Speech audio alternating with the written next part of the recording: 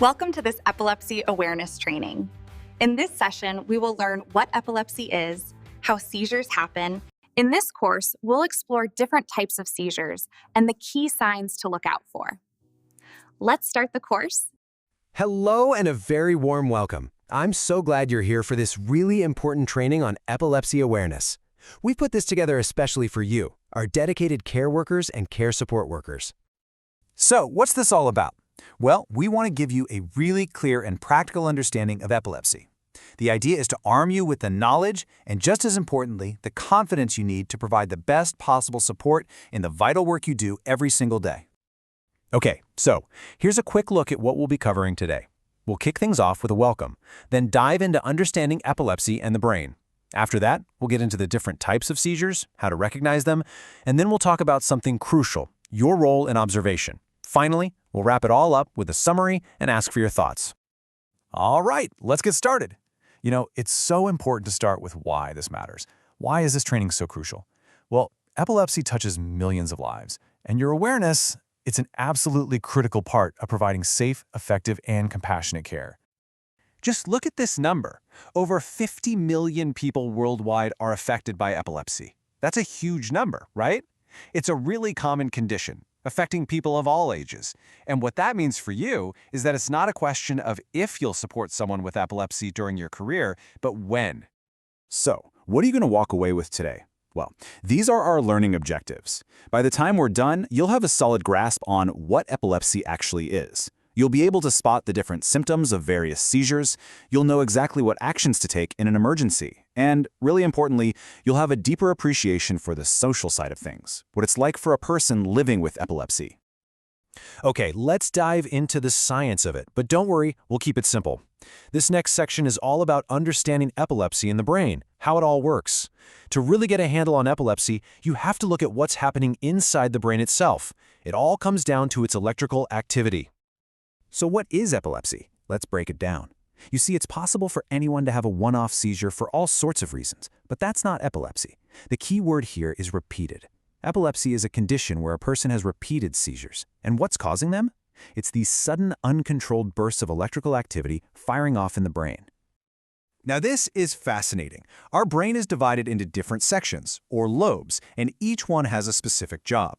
You've got the frontal lobe for decision-making, the parietal for sensation, the temporal for hearing and memory, and the occipital for vision. So why does this matter? Because where a seizure starts in the brain directly impacts the symptoms you're going to see.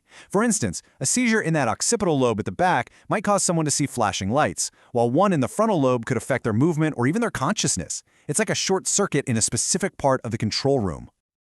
I love this analogy. Think of your brain's signals like a city's traffic light system. You need a perfect balance of go signals and stop signals to keep everything flowing smoothly. The go signals are called excitatory. They tell brain cells to fire. The stop signals are inhibitory. They tell them to slow down or stop. A seizure is basically what happens when that system goes haywire. It's either too many go signals flashing at once or not enough stop signals working. The result? A massive electrical traffic jam. Okay, so now that we understand a bit about the brain's wiring, let's look at the seizures themselves. This brings us to our next section, an overview of seizure types, focusing on focal versus generalized. Knowing the difference between these two main categories is the first, most important step in figuring out what you're actually seeing. This is probably the most critical distinction you need to remember. All seizures fall into one of two main groups. The big question is, where did it start? A focal seizure starts in one specific area of the brain. A generalized seizure, on the other hand, affects both sides of the brain right from the get-go. And that one difference, it changes everything. It determines the symptoms, whether the person loses awareness, and what you'll see happen to their body. Okay, let's talk about the timeline of a seizure. It's not just a single event. It often happens in 3 stages.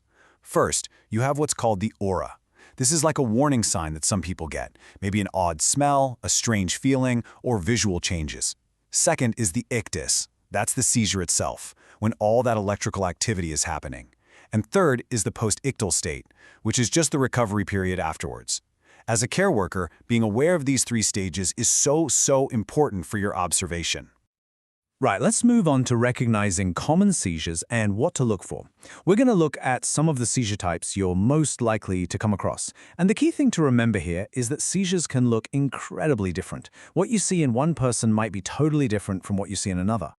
First up is the tonic-clonic seizure. Now, this is the one that most people picture when they hear the word epilepsy. You might have heard the old term for it, grand mal, but the proper medical term we use now is tonic-clonic.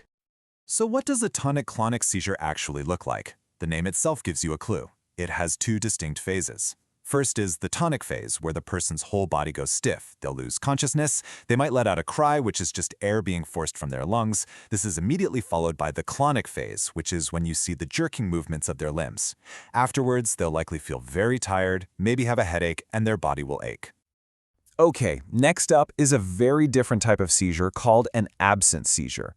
These are so subtle that they can be easily missed, especially in children. It often just looks like someone is daydreaming or has simply stopped paying attention for a moment. This quote here really says it all. The person simply stops in their tracks, enters a staring trance-like state. And that's exactly it. They'll just pause. They might be in the middle of talking or walking, and they'll just stop. Stare blankly for a few seconds, and then carry on as if nothing happened. They are completely unaware during it and won't remember it at all. Now, there are a few other common types to be aware of. Myoclonic seizures are very sudden, brief jerks, almost like a twitch or a jolt. Then there are atonic seizures, which are sometimes called drop attacks. This is why the person suddenly loses all their muscle tone and just goes limp, causing them to fall. And finally, and this one is incredibly important, is status epilepticus. This is a medical emergency. It's when a seizure lasts for more than 5 minutes, or when someone has several seizures back-to-back without recovering in between. This situation requires an immediate emergency medical response.